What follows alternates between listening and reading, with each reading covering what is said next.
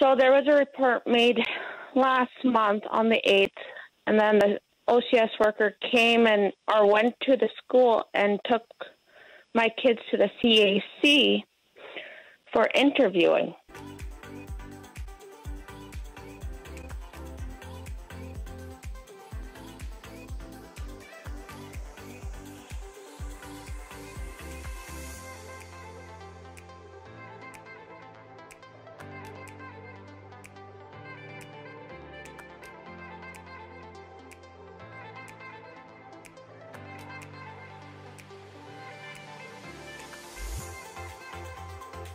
Oh, Danae, we're butchering your And name. it's in Alaska.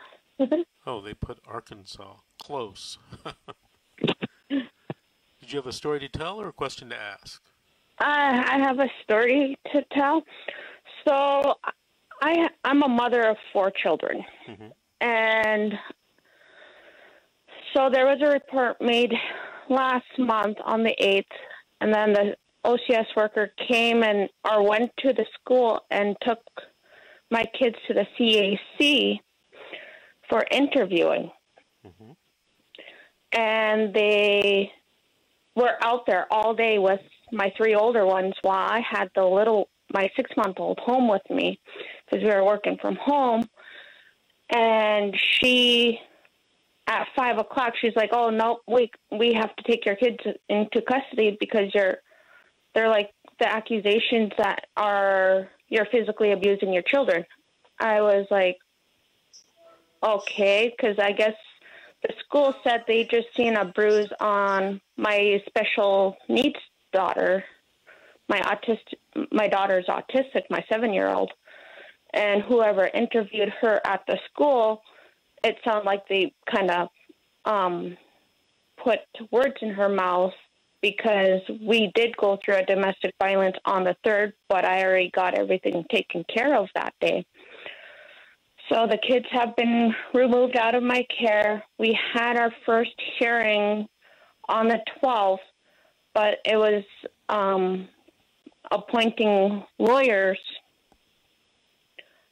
And we just had a recent hearing for the lawyers to meet up with everybody to see if they made contact and everything like that. And the 2 dads have not made contact with their public defenders, but I've been on the ball of calling my public defender every day. And now we're not scheduled for our next hearing, which is May 31st, and I'm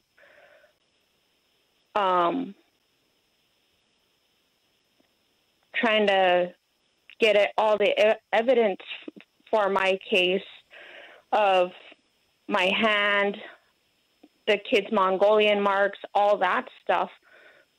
But we're only limited amount of visitations. And with this OCS worker, she did not know that she What does she want, Vince? was interviewing an autistic child. Danae, did you have a question, though, for us?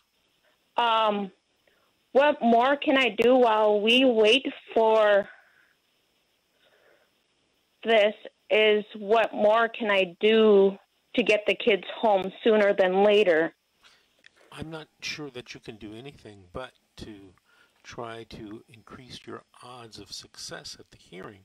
You probably want to meet with your attorney, review the case, come up with a strategy, and implement that strategy. You know, a lot of people tell me, well, I didn't talk to my attorney until 5 minutes before the court hearing. Don't wait and do that. Get everything lined up, all your witnesses, all your exhibits, your medical records. You know, you mentioned Mongolian spots, you know, maybe the social worker saying that those are some type of abuse. You got to have that evidence ready to go. And Yeah, you got to have a plan.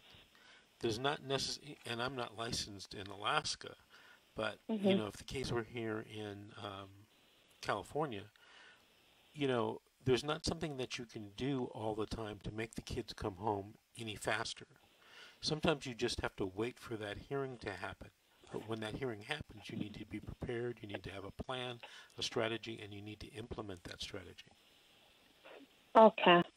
Yeah, because all of us received the paperwork stating, oh, this is temporary custody for on March 26th. We're like, that wasn't even a hearing for the custody. Yeah. Don't worry about, don't get bogged down in those kind of procedural issues. There's probably something you may not understand. You can ask you or email your attorney about it, but you got to win the trial. You're going to a hearing. There's a trial about whether you committed child abuse or child neglect. You got to have a plan. And so actually, that's why because my dad's gone through this with 6 of us. So I've been going through him, and he's like, get all your medical, get everything set up. We have time to prove that you are a fit mother. Right. But, for these kids. Every day, every hour ticks away, and you have less and less time. You gotta set up a meeting with your attorney. Are there any American Indian issues in your case?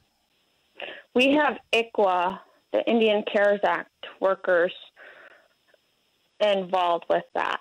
Okay. But they're not helping. They're okay. We're gonna agree whatever they say, and pushing us towards state. So, and a lot of families within this year, because this OCS worker has been only here in the region where I'm at for 2 months. Well, let me ask you this. Is there American Indian heritage with these children? Yes or no? Yes. Okay. Are the tribes, have they been notified, and are they involved in the case? Yes. Okay. So one of the things that you can do is you can have someone else in the tribe or someone else in the family contact the tribe to try to convince them to be a little bit more, how should we say this, aggressive in helping you keep the children, in your custody. Okay? Yeah, because I think 2 minutes. like constant legal action after this, because I don't know after this, because they just assumed and did not contact a lot of collaterals. But now, like, my 2 younger children's childcare was like, what's going on?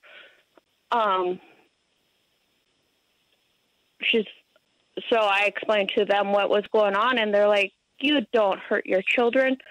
So they're like, well, I know it's going to be tough, but... Obviously they might be good witnesses. You need to talk to your attorney about that. You need to get your ducks in a row. Does that make sense, Tanya? Yeah. Okay, get your ducks in a row. Write it down. Make a list. I was talking 1 minute. Talking to Aaron the other day about the, making lists and planning and implementing those plans. That's good in business. It's good in cases too, especially these CPS cases. Hey, Danya, we got to take another break. I want to thank you for calling. Thank you for listening in. Give us a call in 3 or 4 weeks. Let us know how your case turned out. I'm really interested, you being up there in Alaska. Okay, this is The Secret, How to Fight Child Protective Services and Win. We'll be right back after these messages.